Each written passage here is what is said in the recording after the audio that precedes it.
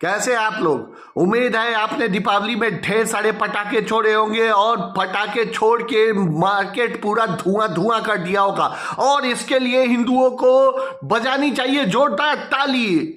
जी हाँ, अपने आप की पीठ ठोक लीजिए। और इसके बाद अब साबरमती रिपोर्ट देखने चले जाइए, क्योंकि सिनेमा हॉल में आ चुका है साबरमती रिपोर्ट फिल्म, जिसमें गोधरा कांड के बारे में सच्चाई दिखाई गई है।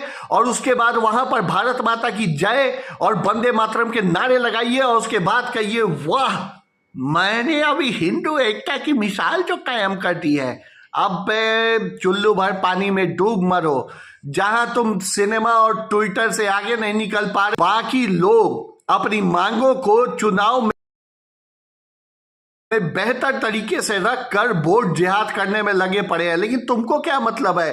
तुमको तो तुम्हारे जाति के नेताजी जो कहेंगे वही करोगे, भले ही वो नेताजी वोट बैंक के लिए तुमको बेच क्यों ना दे। अपना आत्मसात कर लेने, और अल्लाह को आप जिस दिन महसूस कर लीजिएगा पूरी दुनिया इस्लाम ना कबूल कर ले तो मेरा नाम बदल दीजिएगा। लेकिन आज यदि नहीं कबूल कर पाया है, वो देन है हम सब। लेकिन तुम्हारे आंख है नहीं, तुम्हें सोचने समझने की शक्ति तो है नहीं। तुमको तो बस कैसे भी जातिगत अगर जनगणना हो जाए, क्या पता तुम प्राइम मिनिस्टर बन जाओ। भले ही 30 साल में घंटा ना तुम्हें मिला हो, लेकिन हो सकता है जाति जनगणना तुम्हारे नेताजी अगर करवा दें तो कहीं तुम कुछ बन जाओ। जागिए, क्योंकि 17 सूत्री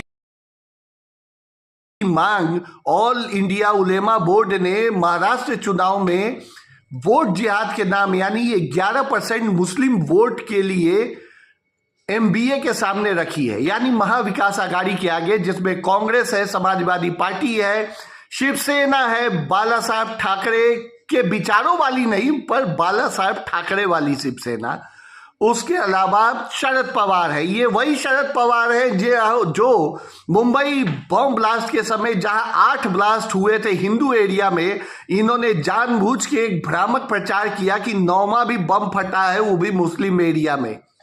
इस 17 सूत्री कार्यक्रम में उनके मांग जरा आप सुन लीजिए।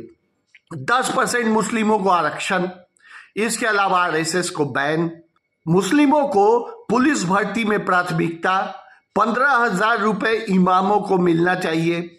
इसके अलावा ऐसे ऐसे करके 15 मांगे हैं जिनको रखा गया है, और कहा गया है कि अगर ये 15 मांगे मान ली गई तो हम सारे मुस्लिम आपको वोट देंगे। अब यार कुछ हिंदू प्रवचन देंगे कि अरे यार उनमें तो बड़ी एकता है, उनमें भेदभाव नहीं है, और हिंदुओं में देखो यहाँ पर तो दलितों के साथ बड़ा भेदभाव किया जाता है। पहले ये तो पता कर लो उसमें कितनी सारी जातियां हैं। पसमंदा मुसलमान के यहाँ कोई अपनी बेटी ब्याहना नहीं चाहता है, क्योंकि वो अपने निचले तबके पे खड़ा है। इसके अलावा अलग अलग करके कितनी सारी जातियां हैं, पर जहां उनको अपनी रक्षा की बात करनी होती है वहां वो एक होकर वोट करते हैं। लेकिन हम थोड़ा सा पढ़ लिख जाए तो वैसे भी निष्क्रिय हो जाते हैं और वोट के दिन वोटिंग करने जाते ही नहीं। और अगर वो ना हो तो हम अपनी जाति के नेताओं के पीछे भागना शुरू करते हैं और कहते हैं धार्मिक एकता क्या चीज है। अरे भाई, हिंदू बनने का ठेका हमने खुद थोड़ा ही ले रखा है। कि बहुत से नेता हैं जो ये कहते हैं कि संविधान खतरे में है या आरक्षण खत्म हो जाएगा। अबे आरक्षण तो तब लोगे ना जब तुम जिंदा बचोगे। 11% वोट के लिए अगर 10% का आरक्षण दिया जा रहा है, तो कल को अगर ये संख्या जब 30% होगी तो क्यों ना उनको 40% आरक्षण मिलेगा। तब यही तुम्हारी जाति का नेता तुमसे विरोध में खड़ा होगा। अब हम इंतजार में बैठे हैं कि हमारा नेता आएगा और किसी भी वक्त किसी भी परिस्थिति में वो हमारा समर्थन करेगा। बेहतर है कि जब इस ढंग की मांगे दूसरे पक्ष के द्वारा लाई जा रही है, तब आप भी नेताओं के पीछे ना भागे और धार्मिक एकता बना के रखें और वोट देने जरूर जाए। याद रखिए, आज आरक्षण 10% मांग से शुरू हुई है। आज ये शुरू हुआ है कि मुस्लिमों को पुलिस की नौकरी में प्राथमिकता दी जाए। आज ये शुरू हुआ है कि फलाने को बैन कर दो, कल को ये भी शुरू होगा कि इस रास्ते से कोई धार्मिक यात्रा न निकाली जाए। कल को ये होगा कि दुर्गा पूजा में लाउड स्पीकर न बजे। परसों ये होगा कि आपके घरों में घंटी न बजे, शंख न बजे। और ये नेता वोट के लिए, जो भले ही आपकी जाति का उपनाम क्यों न लगाया हो, वो उसे भी स्वीकार करेंगे। बेहतर है अपने को और अपने समाज को सिर्फ और सिर्फ आप बचा सकते हैं, तो जागिए और अपने समाज को एक कीजिए। जाति की दीवार को खुद आपको ढाना होगा। आप कर क्या सकते हैं? आप अपने बगल के मंदिरों में हफ्ते में 2 बार इकट्ठा हो सकते हैं।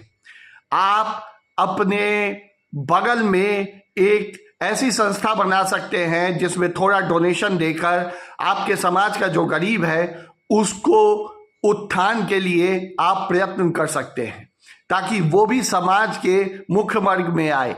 और इसमें आपको जाति नहीं देखनी, बल्कि उनका समुचित विकास देखना है।